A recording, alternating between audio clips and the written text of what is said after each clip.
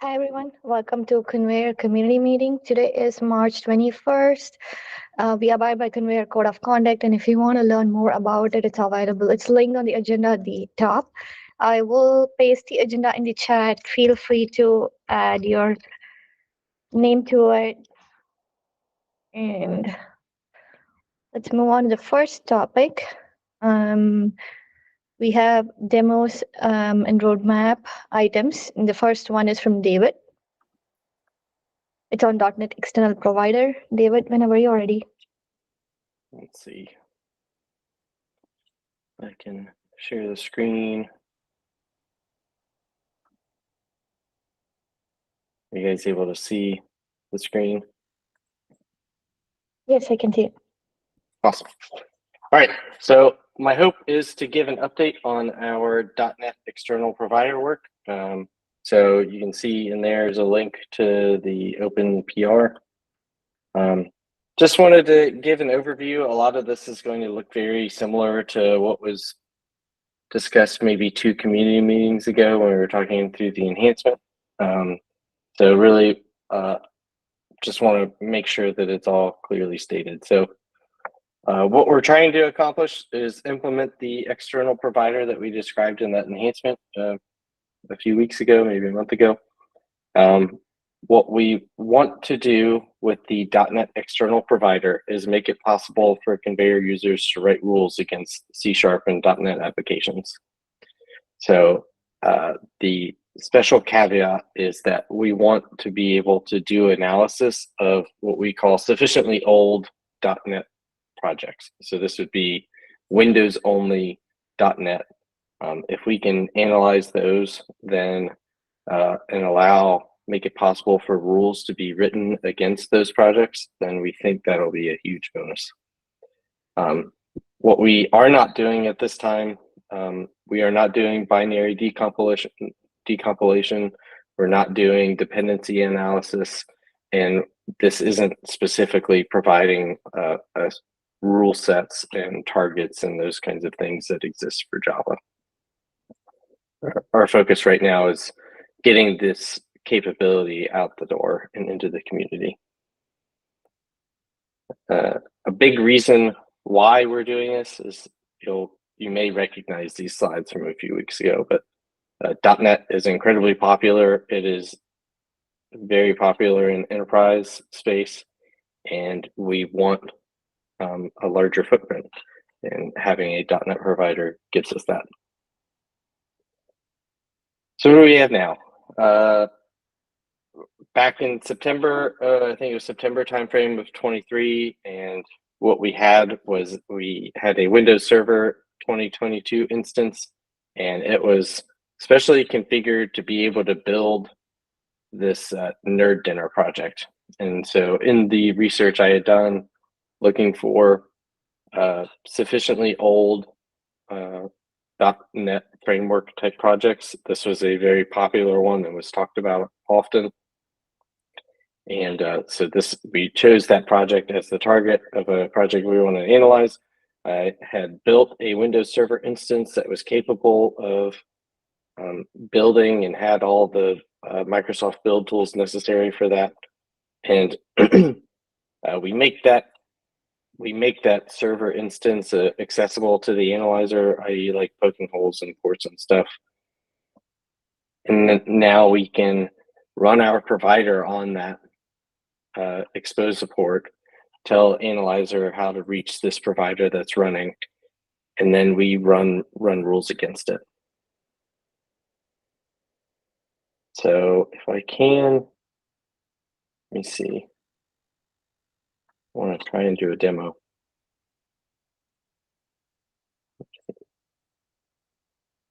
Just be easier if I share the whole screen.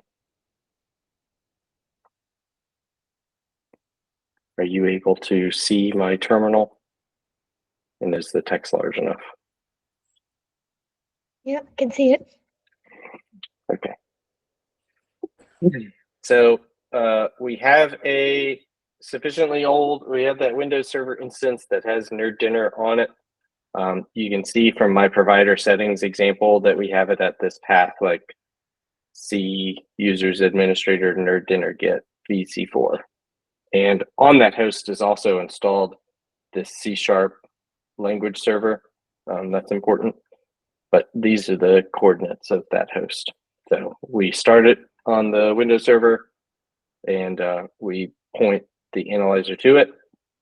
And this is the rule that we want to run against it. We just want to look for references to this HTTP not found in the system web MVC namespace. And the reason that we want to find this is because when you move to .NET Core, HTTP not found was just changed to not found. So we believe this to be a representative example of what end users would need to be able to find in their projects in order to address them and make moves from, say, .NET Foundation to .NET Core. And if I run the analyzer, I didn't actually make any changes to the analyzer itself, but I wanted to be able to, well, go run it instead. What you'll see in this output is there's complaints about this no such file or directory. So we're not currently able to get snippets. We'll talk about that soon. And then I want to look at the output, and this should look familiar. This is what we were getting way back in September of 23. We find all the instances, and they are in fact on those lines. And so as far as our capability is concerned, that is what we're demonstrating. Let me go back to the slides.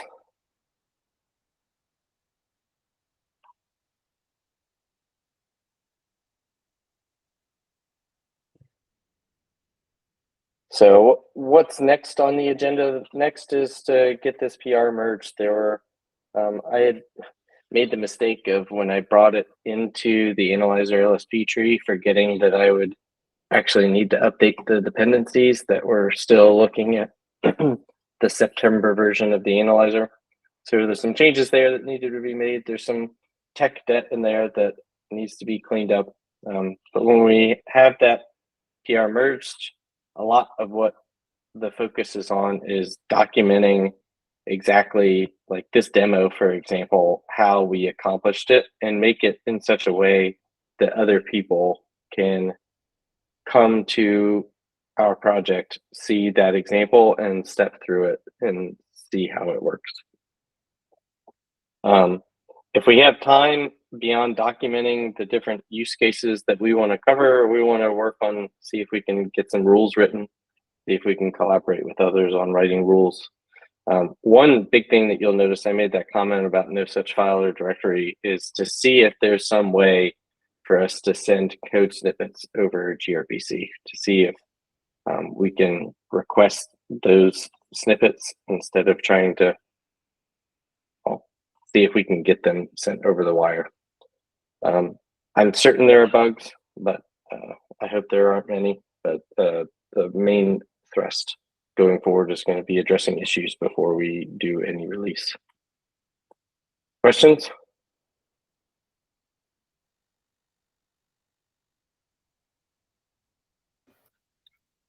Do you anticipate a particular set of credentials authentication you'll need to support, assuming that the remote provider probably will need authentication? Yeah, I'm assuming that is something we would need to be concerned about that I hadn't really thought of. Yeah. What's the authentication? At what step?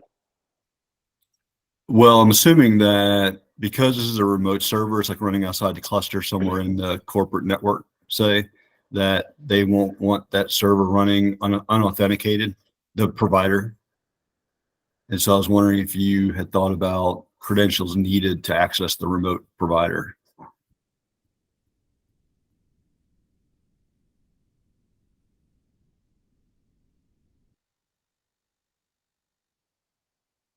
I had not actually thought of credentials needed to access this provider.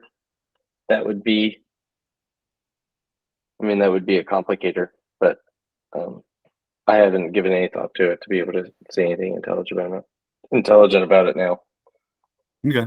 I just want to kind of mention it because I'm imagining that, if this is a bank, banks don't tend to want to run, services in their network that aren't authenticated. So, but maybe not. I mean, that my assumption there may not be valid. It may be something that's not a near term problem to solve. But As just far thought as I'd mention it. as far as the code goes, this all needs to live inside of the core LSP stuff to enable provider stuff to enable the authentication.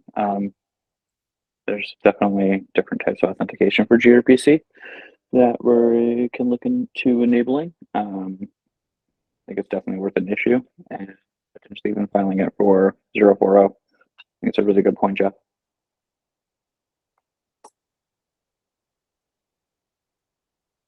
But that looks really cool, David. It's awesome.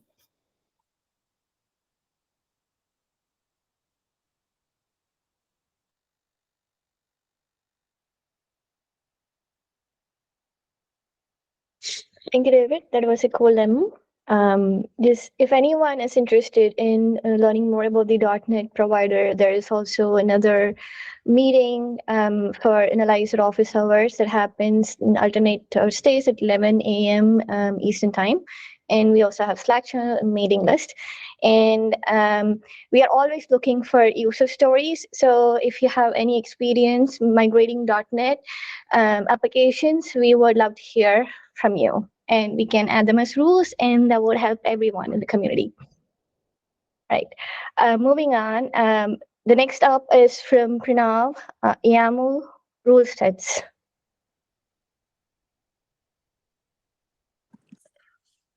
Bit of a tongue twister. Yeah, okay. Okay. In the last community meeting, I shared an enhancement on tests written in YAML for our new Analyzer LSP YAML rules. The motivation behind having the test runner mainly is to simplify the user experience around authoring new rules. Today, we'll look into a new Cantra command that lets you run these tests. We also have the documentation on how to write tests, how to run those, and how to make sense of the runner output over here. For the demo, I really want to put myself into the shoes of a rule author who is basically trying to write a rule for issues they see in a Golang application, or they will see potentially when they migrate that application over to Kubernetes or moving to any container environment.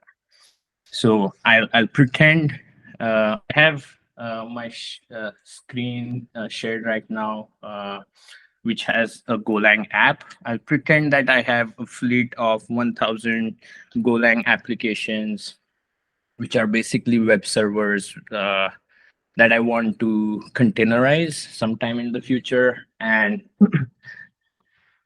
this is a representation of that portfolio. This is one representative app based on which I want to write new rules that will help me migrate over those 1,000 applications.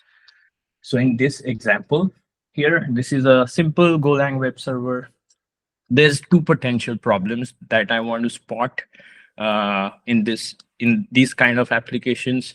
The first problem here is that this is a minor problem, but this server listens on a port, and when this application will containerize, we want to make sure those ports are exposed. The second important problem, I think more severe problem, is that this application uses a local session storage, which is trying to store session information to file system. These are the two I want to find these two problems in my fleet of applications, imaginary fleet of applications I have. And for that, I wrote two rules. The first one is to find the local session usage. And for that, I know that my org is using this third-party sessions library everywhere, and I just want to find uh, access, references to new file system store of that session, which is going to store the sessions onto file system. I wrote the rule, and now I have to test the rule. I want to make sure this rule is good. So I want to test it against this test application that I have. This test application, it's basically a simple Golang application. It's in its own directory. It's got a go mod, go some file, and it's got a main.go file. I wrote the rule, and now I'm going to go ahead and write a test for that rule. And so I have the rule.test.yaml file. So the .test.yaml file, the extension .test.yaml is what represents a YAML test. I have the test schema. So this schema is available in Cantor. I'll share the link after the demo, but I have that schema loaded up in my VS Code. It's going to help me write this test. So the very first thing when I write a YAML test is I define which providers and which providers I'm going to use and where is the test data for that provider. So I know that I'm using the Golang provider, and I have the test application under Go data. I'm going to use that path, Go data, and the name of the provider is going to be Go. Next thing I want to do is specify the rules path, and rule.yaml is the rule that I'm going to use. And finally, I'm going to write a bunch of tests. This rule file right now has just one rule, so I'll just write one test for that rule. As you can see, this is VS Code is actually assisting me with different fields. The next field is test cases. I want to define the exact test cases to test this rule. Let's call it the first TC00. And then I have several options here. I can specify which analysis parameters I want to use to test this test case. I just want to go with the default. And all I want to check is whether this rule creates a certain incident. And the incident I am interested in is the one on line 10. So, and since this is looking for instances of new file system store, I want line number 10 as an incident. So I am specifying that in my test case. I want the file URI to be go data main.go. The line number is going to be 10. Now our test is complete, and I am going to run this test using the Cantor test command. And I'm just going to pass it the entire directory because there's just one test in here. So what this command is going to do is it's basically going to run analysis using inside a container, then get that output file and compare the results with the conditions that you defined in your test case. And as you can see here, the test is failed. Everything is fine. This is a scripted failure. I'm just going to go ahead and try to find what failed. When a test fails, the runner is going to leave the temporary directory behind, which will contain different things. So this is going to have the actual output that was generated. It's going to have analysis logs, the provider settings file that was used, and there's also a reproducer command. Uh, uh, so if you look at the reproducer.sh, it's going to give you the exact command that you can run to reproduce this test run. Uh, so I'm going to debug what the failure was. So I'm going to look at the analysis log. Let's see. And the name of the rule was rule 000. And I see that there's some error in the log. It looks like it failed parsing the condition, and it says unable to find capability reference.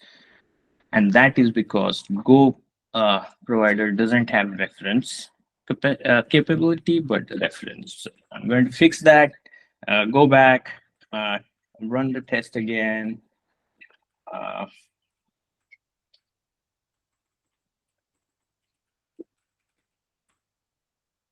and let's see what happens. The temporary directory, along with the logs that come from analysis command or Cantra, it's also going to contain logs from the language providers, in like, and the internal logs of the language servers themselves.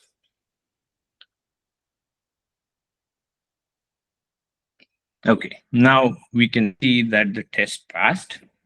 I'll move on to writing another test for the next rule. So I'm just going to quickly give it a rule ID, create the test cases, and then this time, what I'm trying to find out is what ports we need to expose in the container. So I'm looking for call to the listen function in the networking library, and that I'm expecting that to find here because that's where my HTTP server is calling the listen function. So that's going to line number 7.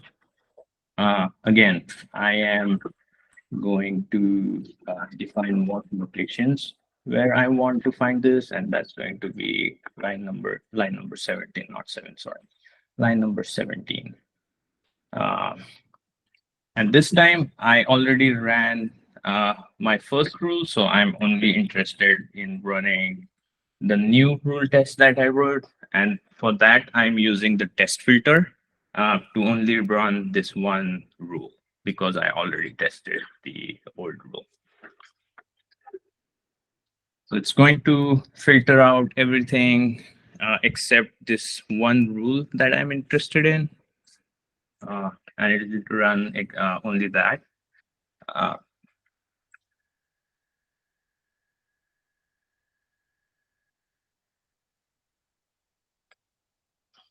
So I think the filtering will help write rules incrementally in a file so that you don't have to run the entire file all over again. You can just, this also works on a specific test case in a rule. So you can also choose exactly which test cases in the input rules you want to test. It's taking a while. Okay, looks like it ran just the rule 001 and it passed. So it looks like the rules that I wrote are good, and I'm going to now contribute these rules back to Konveyor now that they are tested and are looking good. That's all I have for the demo. going back, sorry, so going back to the document, this is available in Cantra under docs folder. Go to test runner. I have pasted the link in the meeting doc as well. This has everything you need from writing the test to running them and then understanding the output. This has basically has everything you need to get started with this new subcommand. I think our hope is that this helps write rules faster and better.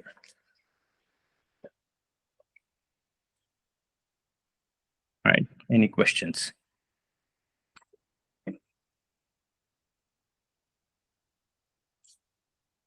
Okay, back to you, Savita. Thank you, Pranav. That was a cool demo. Next up is we have an open discussion from Dylan.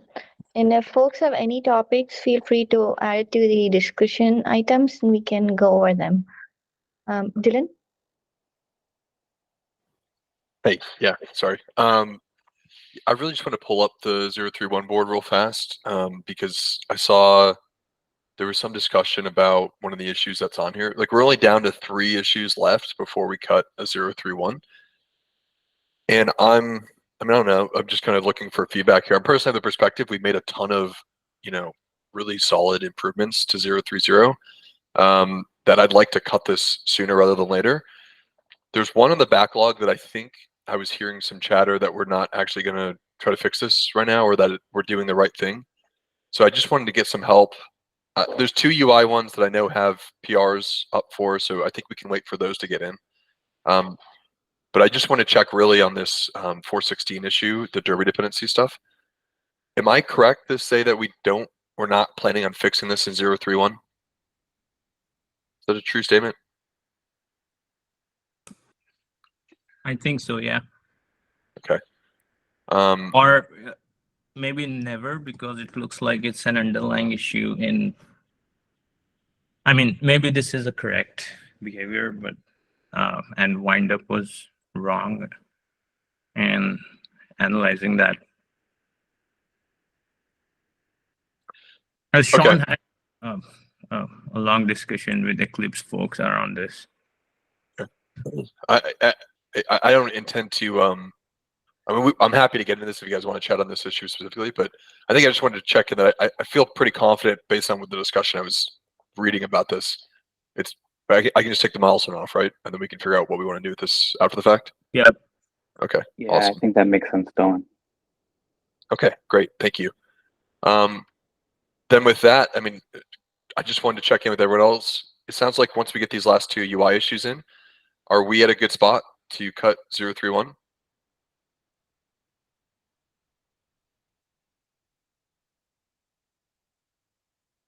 Cool. Okay. Great. That's really all I had. I just wanted to really check in on the backlog, make sure I wasn't missing something. So, great stuff. Thank you. That was my that's my discussion. Thanks. Thank you, Dylan. Does anyone have any questions for Dylan? All right. Does anyone have any other topics that they want to bring up? Hello everyone. Hi Sarita. I have a topic to discuss on this rules part. I'm audible, right? Yes, yeah. Go ahead, please. So basically, I was using this conveyor with these rules. So it expects these rules ID to be unique. So somehow, if you make any mistake and if you give the same rule ID, it is giving empty results. So, but I would expect it to be throw some error and take remaining rules and gives us the output. So maybe probably it might be a suggestion, or is it under development or something? I just want. There's a basic issue with that. Like when you have conflicting rules, which ones do you choose? Like we can't do that, right? Like we can't choose one of many duplicate. Like which ones to choose when you have 2 different rules with the same name? Yeah, true. But when we use it by mistake, let's say for example, if you are having multiple number of rules, if we do by mistake, right, at the time it is giving empty results. I don't think I'm following. Can you? So What? basically, for example, let's take if you are testing 20 rule sets, okay, maybe by mistake I given same rule ID, okay, Mhm. two rules. So at that time it gives an empty result. It won't take all the rules and give some empty array as a result. But I would expect it to throw some error, like I have made mistake given some unique rule IDs, and Then takes remaining rules and gives us the result. I think the error is printed in the logs, if I'm not wrong. It's already if you look at the analysis logs, the error should be already there. Okay, but the result will be empty, right? Yeah, because we don't run the we. So the main assumption we make is as long as the rules are unique within a rule set, we can create an output. Otherwise, we cannot because in the output we use a map of rule IDs, and uh, that's like the basic requirement to have a unique rule. Okay. Yeah, thanks, Pranay.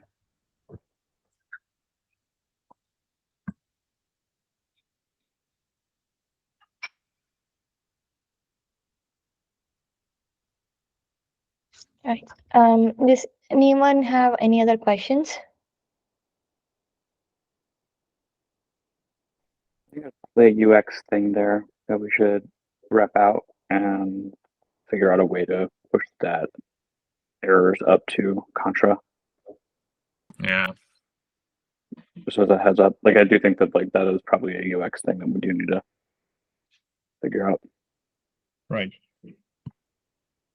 I assume that analyzer is exiting one, and so we should be able to do something with like the exit one and pulling out the standard error at that point to print that out. Something. Yeah, I think we already did that. Okay. Right, Emily? Like we are pulling standard error into Cantor output now. Yeah, I went back in the analyzer and returned the misstandard error, so I thought that would have fixed that at this point. So maybe it's just an older version. Okay, it's okay. Maybe one of us should just run it real fast with Contra, see if we get that Yep, error yep. message. If we don't, we should Yep. file a bug and do it.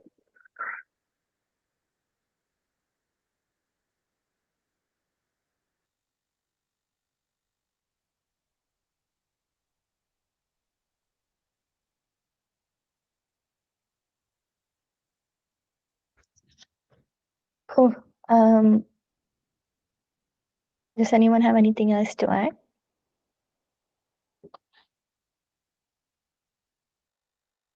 All right, folks, we are at the end of the meeting. Give you 10 minutes back. I will see you all in a couple of weeks. Until then, take care. Bye bye.